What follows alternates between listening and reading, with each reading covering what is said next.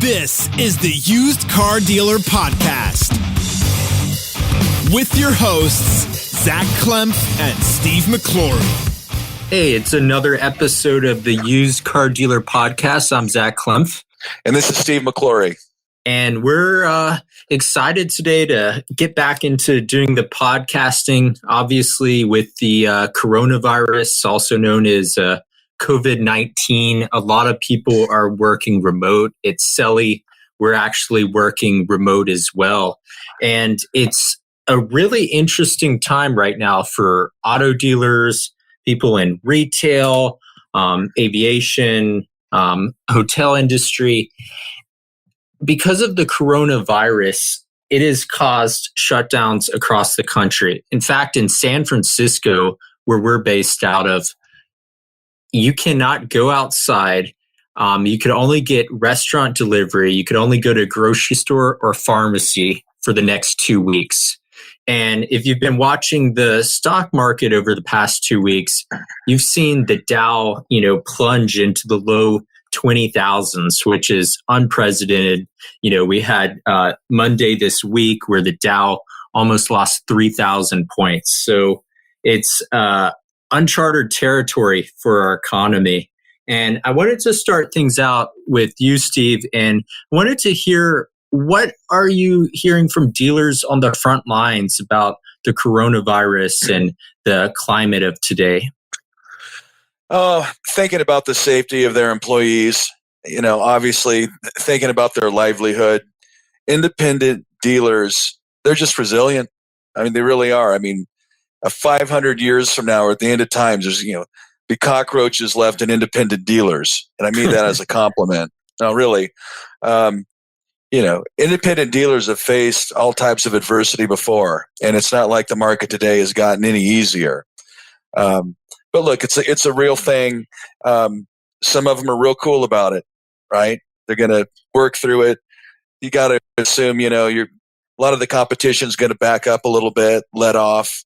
Others are, some independent dealers are reevaluating what they're going to do with their business model. But still, it's early in this, right? And fundamentally, they want to communicate with their customers, but they're not quite sure how in some cases. Interesting.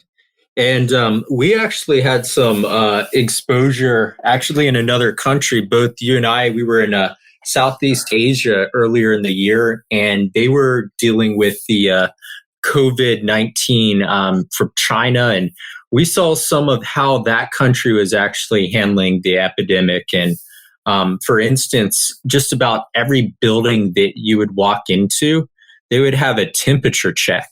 And if you didn't have a certain temperature, plus or minus whatever normal body heat is, they would not let you in the building. And everyone is wearing masks, or they were wearing masks when we were out there. And when you compare and contrast it to America, for instance, 2 weeks ago, no one was wearing masks. They don't do temperature checks here in the U.S. I definitely think there'd be some pushback. But what were your thoughts on some of what you observed in Asia when we were out there earlier in the year? They're squeezed in too close together, number one. That's obvious when you're over there, right? Then you're getting in line at Starbucks, and it's just their culture. Like in America, you have like this space. You're in line someplace, I don't know, some retail establishment. You got a foot there maybe. But in Asia, they're used to it being cramped in really tight. You look at some of those videos of those poor people there in Wuhan and how tightly packed in they are. I could see it, how it could spread so quickly. Just hopefully we can flatten this curve, and keep selling used cars. That's what we do. No, agreed. And, I've been reading about what some of the OEMs are doing, like General Motors, for instance. They're going to offer 0% for 72 months. But, with manufacturers, they've experienced some issues with shutdowns. And we've been hearing about stimulus, coming into the economy. I've even heard things about $1,000 a month to every U.S. citizen. So what do you think about some of the potential stimulus and its impact on the economy in the Corona times. Take advantage of it if you can get it. That's what I tell the independent dealer today. How can you use that to better your business, to strengthen your business, right? To increase your level of marketing? How does that impact your buyer? Who is your targeted buyer now? Has that changed? What's my inventory? How does it appeal to my customer? But back to your question, those particular programs, how can you use them to your advantage? And there's a lot of arguments around these programs. One, how you pay for it. It's impossible to pay for, right? That's a generational debt that will go unpaid for a long time, right? But still, is that going to get somebody to move on a $50,000 to $60,000 truck as an example, but 0% for 72 months? Not necessarily.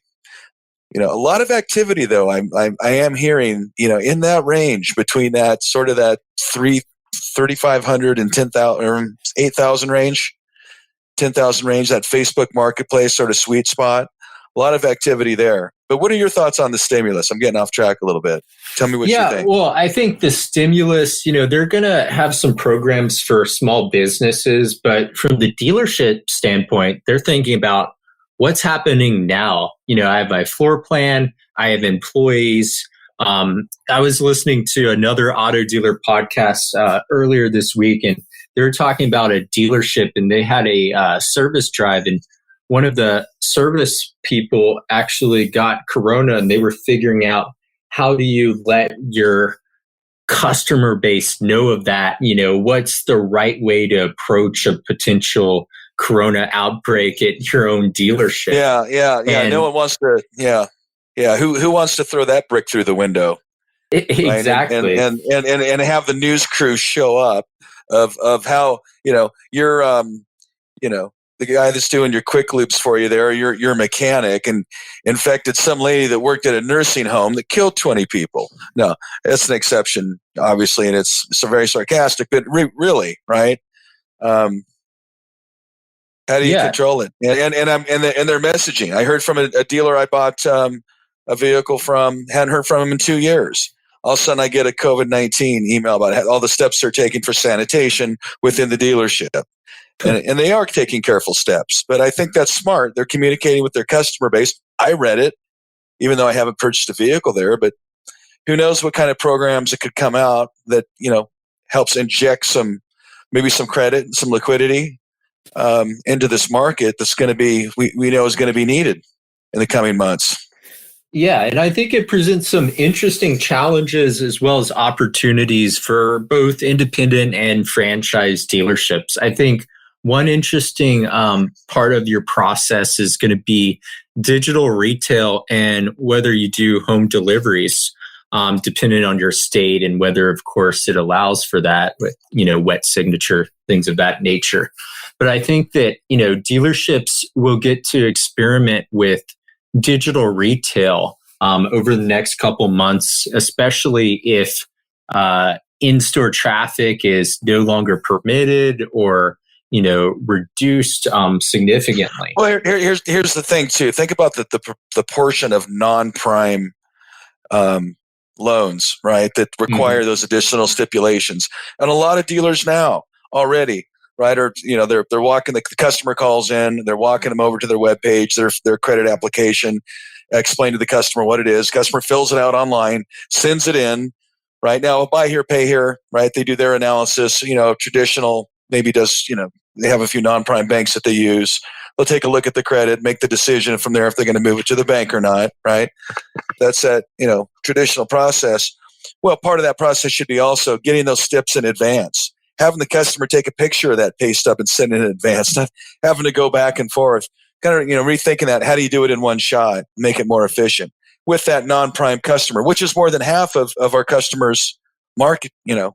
Probably 60, 70%, I'd say, right? Good of point. That independent dealers, customer base. And what are your thoughts on the concept of in-home delivery? From the dealership to delivering to the customer at their house, for instance. Well, dealers do it every day. I'd be the last guy to ask, really about what do I think about it? You sell the car at, you're selling it at a profit. Does this make sense?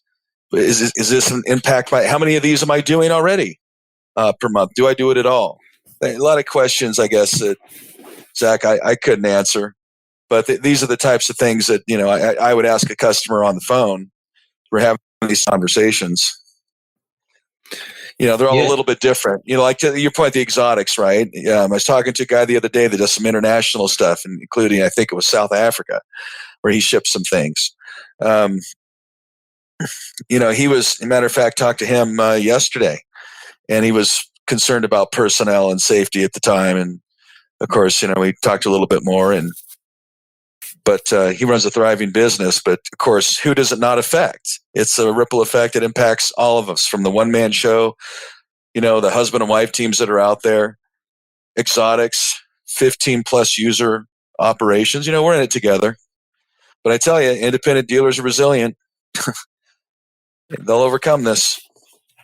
Yeah, I couldn't agree more. And I think one interesting thing we'll observe as well is the dominance of Facebook Marketplace. And then, in times where dealerships are looking at cutting budget from different marketing initiatives, what about the third-party lead providers? Which ones would be cut? I definitely foresee dealerships tightening their budget over the next couple months. And of course, before any stimulus is implemented in the economy. Yeah, marketplace for sure. Facebook Marketplace has changed everything. Car Gurus is still trying to hang on, but they've got some really bad press, and this has got to be a really hard time for them. But where do you think dealers are looking to cut? I could definitely see lead providers that are underperforming, experimental marketing initiatives, maybe that were started in February before everything that's happened over the last couple weeks of March. I see, lower cost lead providers being important. A lot of independent dealers, especially if they don't have a CRM or a way to track their internet lead spend, their ROI, they might not know what provider is performing the best and shoot from the hip. And in some cases, that might miss out on a lead provider that's working, or, definitely a consideration there. Let's put it this way. You got to know your ROI now. Right. Today. You can't afford not to understand, your true ad spend between your Car Gurus and your Cars.com and TrueCar. And I talk to them every day, all over North America, in every market. And it's either, I hear a lot of Car Gurus, Facebook Marketplace, mostly Facebook Marketplace. And then you still got that other maybe 1 in 3 I talk with that are using Cars.com and TrueCar. And that may make sense for that particular market, right? But many times when we really get down to the conversations, they just have a real difficult time tracking that ROI, and they just don't know. And I got a number of customers that are glad that, something we helped them with.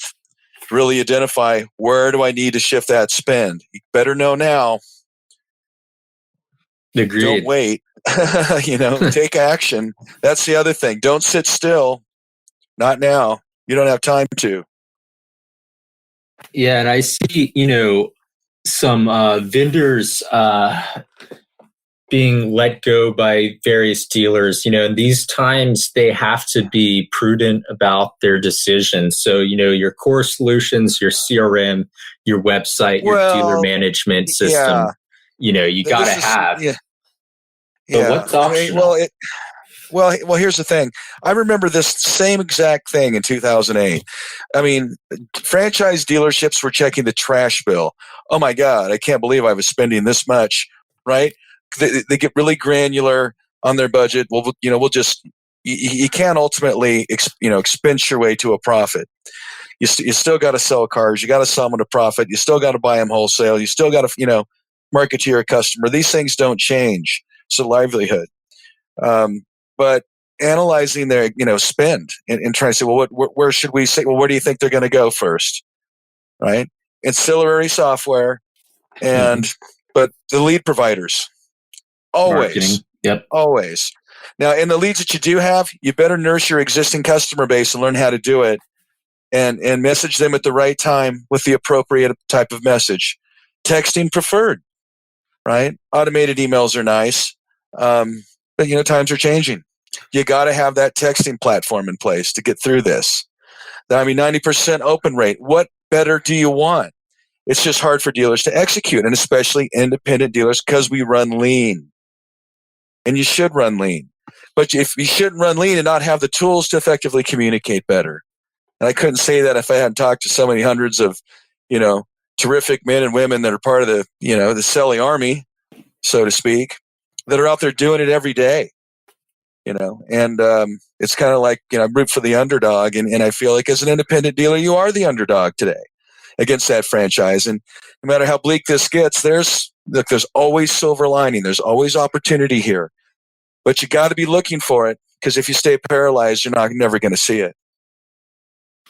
Amen to that. And one other point about, third-party lead providers. Historically, they've done heavy advertising with the NBA and various sports organizations. And now that so many, sporting events are going to be canceled, I'm curious what sort of impact that will have on their leads and exposure to eyeballs from the marketing standpoint. Don't know. But a lot of these questions will be unfolded over the next couple of weeks. I wouldn't begin to try to speculate on potentially what defaults would look like, right? And, with auto loans, right? And there's so much data out there that's compiling. It's probably safe to say it's not going to be good. Good again, point I think there. Those dealers that. A Reuters article that was put out recently, they said that more than 7 million Americans are already 90 or more days behind on their car loans. So delinquency rates, definitely a good point to bring up. Now, what are the banks going to do if the government gives them the stimulus money? Is it going to filter down to that independent dealer and their customer? Is it really? Or is it going to be eaten up heavily by the OEMs and some of the larger banks that do, traditional used car lending? I don't know. It's right. But you can't take chances. It's so hard to tell. Nobody likes to talk about gloom and doom. But all you can do is be best prepared for it and try to find that opportunity. Don't give up. You got to fight the good fight. Amen to that. And Steve, any last words for our dealers listening?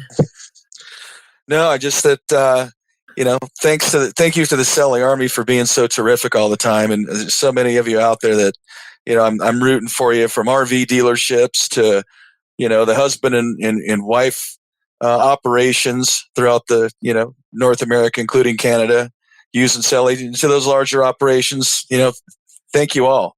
We get a lot of word of mouth about Selly that comes in. You're recommending us to other dealers like yourself, that are tired of paying too much for overpriced technology, and just wanted to say thank you. And we're going to get through this, because I told Zach many times, used car independent dealers are very resilient. They're survivors. So that's all I have. Couldn't agree more. And, for the dealers listening, let us know what content you want to hear. What's hot in your market? What questions do you have? We're going to improve the cadence of these podcasts, and we want to hear from our dealers. So until next time, I'm Zach Klemth. Thanks for listening. And this is Steve McClory. Keep fighting the good fight.